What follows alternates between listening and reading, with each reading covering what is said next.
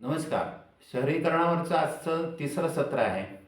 मागच्या सत्रात आपण असं पाहिलं की मोठी शहरं वाढत आहेत आणि त्याला उत्तर म्हणून छोट्या शहरांचा विकास व्हायला पाहिजे. 1000 ग्रीन सिटीज, 1000 हरित शहरं भारतात ही त्या ठिकाणी बळकटीकरण व्हायला पाहिजे.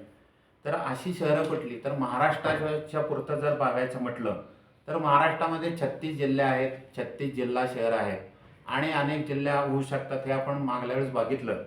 तर असे समजा 55-60 जिल्हे झाले. तर ही जी मुंबई, नाशिक किंवा पुणे ही शहरं सोडली तर 10 लाखाच्या आतल्या वस्तीची सुमारे 50 तरी ही शहरं असतील, जिल्हा शहरं. यांचा जर विकास केला तर महाराष्ट्रातली जी 41,000 खेडी आहेत त्यांचा विकास होईपर्यंत आपण स्थलांतर जे पुढे होत राहते त्याच्या आधी यांचा विकास जर झालेला असेल तर ग्रामीण भागातल्या शेतकऱ्याला या जिल्हा शहराच्या ठिकाणी त्याला रोजगार मिळू शकेल. म्हणजे तो स्वतःच्या शेतीकडे लक्ष देऊन शिवाय ह्या जिल्हा शहरामध्ये स्वतःचा काही रोजगार तिथं नोकरी करू शकतो किंवा त्या ठिकाणी स्वतःचा छोटा व्यवसाय करू शकतो. तो रोज जाऊन येऊन सुद्धा करू शकतो किंवा कारण असं आहे की कुठलंही जिल्हा शहर हे त्यातल्या खेड्यांच्या पासून 1 किंवा 2 तासाच्या वर अंतराच्या वर नसतं. त्यामुळे ही जिल्हा शहरं आहेत. या जिल्हा शहराला तो राहू शकतो आणि दर आठवड्याला शेवटचे 1-2 दिवस स्वतःच्या घरी येऊ शकतो.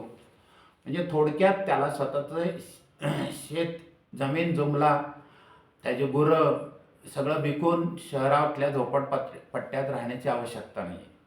म्हणजे शेतीकडे लक्ष देऊन शिवाय तो पूरक रोजगार या जिल्हा शहरांमध्ये मिळू शकतो आणि त्यामुळे याला आपल्याला नेक्स्ट डोअर मायग्रेशन असं म्हणता येईल.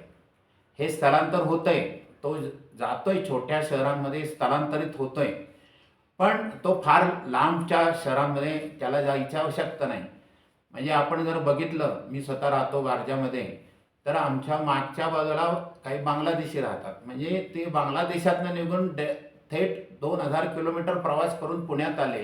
त्यांना मध्ये कुठेही रोजगार मिळालेला नाही आणि डायरेक्ट ते इतर रोजगारासाठी आले. एवढ्या लांब जाण्याची आवश्यकता नाही आहे. जवळच्या आपल्या जिल्हा शहरामध्ये भारतामध्ये जर असा विकास झाला जिल्हा शहरांचा तर या ठिकाणी त्यांना नेक्स्ट डोअर मायग्रेशन करून रोजगार मिळू शकतो आणि हीच कल्पना मित्रांनी उचलून धरलेली आहे. आणि मग महाराष्ट्रात आपण बघितलं तर महाराष्ट्राचं आत्ता जवळजवळ 50% शहरीकरण झालेलं आहे आणि महाराष्ट्र हा तामिळनाडू किंवा केरळसारखा मोठ्या प्रमाणावर शहरीकरण झालेलं हे राज्य आहे.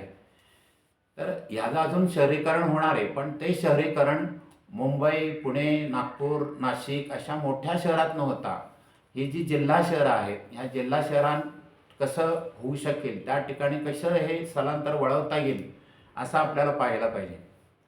विशेषतः विदर्भ किंवा मराठवाडा किंवा कोकण किंवा खानदेश हा जो कमी विकसित भाग आहे, या भागाचा विकास करायचा असेल तर आपल्याला त्या खेड्यांचा विकास करायला लागेल आणि त्याबरोबर ही जी काय 50-60 जिल्हा शहरं आहेत ही जिल्हा शहरं जर आपण विकसित केली तर ती त्या जिल्ह्याच्या विकासाचं केंद्र होऊ शकतात आणि त्यातल्या खेड्यांचाही विकास त्याच्या अनुषंगाने होऊ शकतो.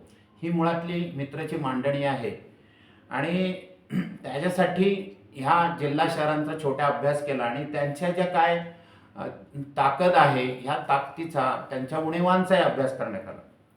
आता पुढल्या 25 वर्षाचे काय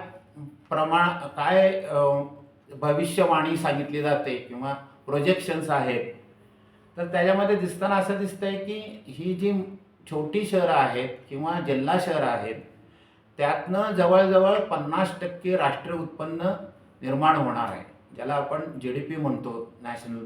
तो GDP 50% होणार आहे. जे मेगा सिटीज किंवा मोठी शहरं आहेत मुंबई पुण्यासारखी त्यातनं 20% होणार आहे आणि ग्रामीण भागातनं 30% होणार आहे. एवढं हे छोट्या जिल्हा शहरांचं महत्त्व आहे आणि त्यामुळे ह्या जिल्हा शहरांकडे आपण लक्ष दिलं पाहिजे. आता दुसरा भाग काय आहे की मोठ्या शहरांचा विकास करण्यासाठी आत्ता स्मार्ट सिटी मिशन वगैरे अशा वेगवेगळ्या योजना आहेत. पण आत्ताचा अनुभव असा आहे, मेकॅन्झी रिपोर्ट असा सांगतो की मोठ्या शहरामध्ये तुम्ही 10 रुपये खर्च करून एखादी योजना केली तर 1 रुपयामध्ये काम होतं छोट्या शहराचं. म्हणजे 1/10 इन्व्हेस्टमेंटमध्ये छोटी शहरं विकसित होऊ शकतात. याचं महत्त्वाचं कारण असं आहे की मोठ्या शहरांमध्ये मोठमोठे पूल असतात, जे फ्लायओव्हर्स म्हणतात, रस्ते असतात, यालाच खूप खर्च येतो. छोट्या शहरांमध्ये जे शहर सुधारण्याचे भाग असतात त्याच्यामध्ये रस्ते हा एक छोटा भाग असतो, पण त्यातलं solid waste management, sewage management, water supply याला एवढा खर्च येत नाही. त्यामुळे एकूण मोठ्या शहरांच्या 1 दशांश रकमेमध्ये छोट्या शहरांचा विकास हा होऊ शकतो आणि त्यामुळे छोट्या शहरांवर भर दिला गेला पाहिजे. आणि अशी अजून अनेक कारणं आहेत की ज्यामध्ये छोट्या शहरांचा विकास हा का केला पाहिजे हे आपण पुढल्या सत्रात बघूया.